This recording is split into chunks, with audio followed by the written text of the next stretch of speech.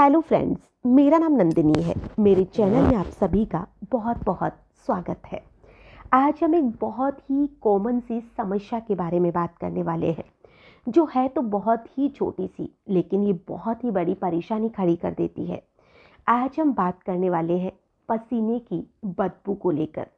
पसीने की बदबू की जिनको समस्या रहती है, जैसे ही गर्मी आती है उनकी ये समस्या और भी ज़्यादा बढ़ जाती है और इसकी वजह से वो बहुत ज़्यादा शर्मिंदगी भी महसूस करते हैं और उन्हें किसी से मिलने में या किसी के पास बैठने में भी खुद में शर्मिंदगी महसूस होती है। कई लोग तो ऐसे भी होते हैं जो नहाते हैं, लेकिन नहाते ही तुरंत ही उनके शरीर से पसीने की बदबू आने लग जाती है और इस वजह से वो बहुत परेशान रहते हैं। वो भर भर के परफ्यूम लगाते हैं, लेकिन परफ्यूम लगाने के बाद में जो पसीने की बदबू आती है, दोनों जब मिक्स होती है तो उसकी जो स्मेल होती है वो तो और भी ज़्यादा खतरनाक बन जाती है। अगर हम पसीने की बदबू को लेकर बात करें तो इसके बहुत से कारण होते हैं। हमारी जो स्किन होती है उसके अंदर तेल तेल पैदा करने वाली कई तरह की ग्रंथियां पाई जाती है और ये हमारे शरीर को ठंडा रखने के लिए एक नमकीन सा पसीना बना देती है, जो तरल रूप से बाहर निकलता है, जिसे ही हम पसीना कहते हैं। ज़्यादातर जो पसीना होता है वो दिमाग पर स्ट्रेस और बॉडी में जो गर्मी बढ़ जाती है इस वजह से निकलता है, ताकि बॉडी को दोबारा से ठंडा किया जा सके। क्या आप जानते हैं कि हमारा जो पसीना होता है वो पूरी तरह से जो बैड बैक्टीरियाज होते हैं उनके कारण होता है, और जो बैड बैक्टीरियाज होते हैं वही हमारे शरीर में बदबू पैदा करती है। लेकिन क्या आप जानते हैं कि ये बदबू आखिर आती क्यों है? दरअसल हमारी बॉडी के अंदर और बाहर दोनों ही वातावरण की अगर हम बात करें तो तरह तरह के बैक्टीरियाज होते हैं, जिन्हें हम अपनी साधारण आंखों से तो देख नहीं सकते हैं, लेकिन ये जो बैक्टीरियाज होते हैं वो बहुत ज़्यादा हानिकारक भी होते हैं। और यही बैक्टीरियाज हमारे कुछ हमें स्वस्थ बनाते हैं तो कुछ हमारे शरीर के लिए हानिकारक होते हैं। और यही बैक्टीरियाज हमारी त्वचा पर प्रभाव डालते हैं। जब पसीना त्वचा से बाहर निकलता है तब ये जो त्वचा में मौजूद बैड बैक्टीरियाज होते हैं वो इनके संपर्क में आ जाते हैं, और यही बैड बैक्टीरियाज जो होते हैं वो खुद के अंदर से जब पसीने में मौजूद कंपाउंड्स को ये खाने लगते हैं और खुद के अंदर से एक बदबू को पैदा करने लग जाते हैं। हमारी बॉडी के अंदर ये बहुत से ऐसे बैक्टीरियाज होते हैं जो कि बैड बैक्टीरियाज कहलाते हैं। हालांकि ये बात तो हो गई कि पसीना आता क्यों है, लेकिन अब जो मेन बात है वो ये है कि हम इसे रोक कैसे सकते हैं। अगर वैसे हम बात करें तो आजकल मार्केट में ऐसी बहुत सी चीज़ें आती हैं जो कि पसीना पैदा ही नहीं होने देती है, लेकिन पसीना पैदा होना बहुत ज़रूरी है, क्योंकि पसीना आएगा जब भी हमारे शरीर की जो गंदगी है वो बाहर निकलती है। तो पसीना को तो रोकना बिल्कुल भी नहीं चाहिए। अगर आपको पसीना जितना ज़्यादा आ रहा है तो भी आपको परेशान होने की ज़रूरत नहीं है, लेकिन समस्या तो ये है कि पसीना तो आए तो अच्छी बात है, लेकिन उसमें से स्मेल आए वो सबसे गलत बात है।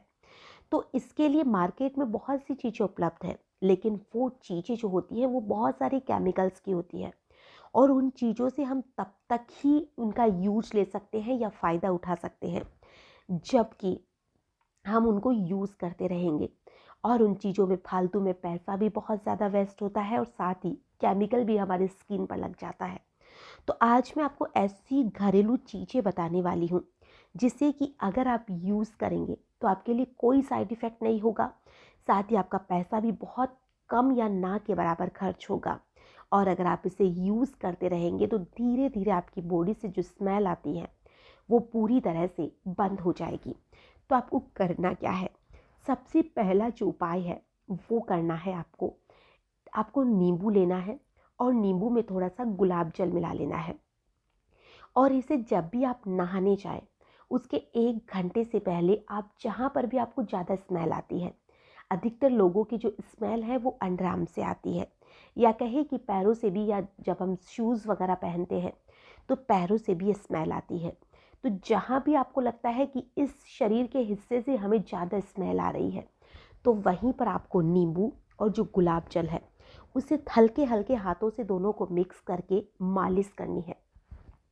इसे आप नहाने से 10 मिनट पहले, आधे घंटे पहले आप लगा सकते हैं। इसे लगा के छोड़ दीजिए। 5 मिनट भी अगर आप इसकी मसाज करेंगे तो भी आपको बहुत ज़्यादा इफ़ेक्ट डालने वाला है।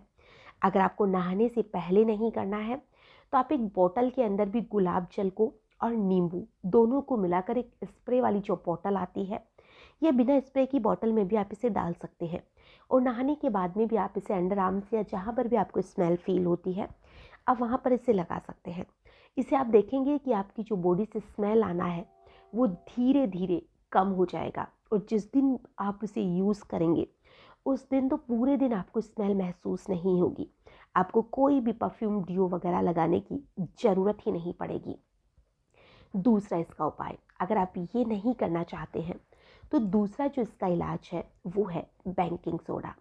बेकिंग सोडा जो होता है वो हमारी स्किन पर बहुत से लोग यूज़ करते हैं। ये पिंपल्स के लिए भी बहुत फ़ायदेमंद होता है। जिन लोगों की पिंपल्स होती है, अगर वो बेकिंग सोडा को 10 मिनट के लिए अपने फेस पर लगाकर छोड़ देते हैं, आप इसे गुलाब जल में मिला सकते हैं, आप चाहे तो इसे बेसन में भी मिला सकते हैं। तो आप इसे 5 से 10 मिनट के लिए अपनी स्किन पर लगाकर छोड़ दीजिए। 5 मिनट भी ये तो काफ़ी होता है। और फिर आप हल्के गर्म पानी से, आपको मसाज नहीं करनी है क्योंकि अगर मसाज करेंगे तो स्किन को छिलने का डर रहता है। तो आपको इसके लगाकर बिल्कुल जो नॉर्मल सा पानी आता है हल्का सा गर्म, उससे आपको अपने चेहरे को धो लेना है। आप देखेंगे कि आपकी जो स्किन है वो मुलायम होने लग गई है और साथ ही पिंपल्स भी सही होने लग गए हैं। और अगर आपको पसीने की स्मेल आ रही है तो आप बेकिंग सोडा अकेला ले सकते हैं, या बेकिंग सोडे में आप जो बेसन है उसे भी ऐड कर सकते हैं। आप इन दोनों चीज़ों को मिलाकर अपने अंडर आर्म्स पे या जहाँ पर भी पसीना आता है, आप इसे हल्के हल्के हाथों से मालिश करिए। और मालिश करने के बाद में आप इसे 2-5 मिनट के लिए रख कर छोड़ दीजिए और फिर नहा लीजिए। इससे भी आप देखेंगे कि आपकी जो पसीने की स्मेल है वो धीरे धीरे आना बिल्कुल बंद हो गई है, या आपको उसी दिन से रिजल्ट महसूस होने लग जाएगा।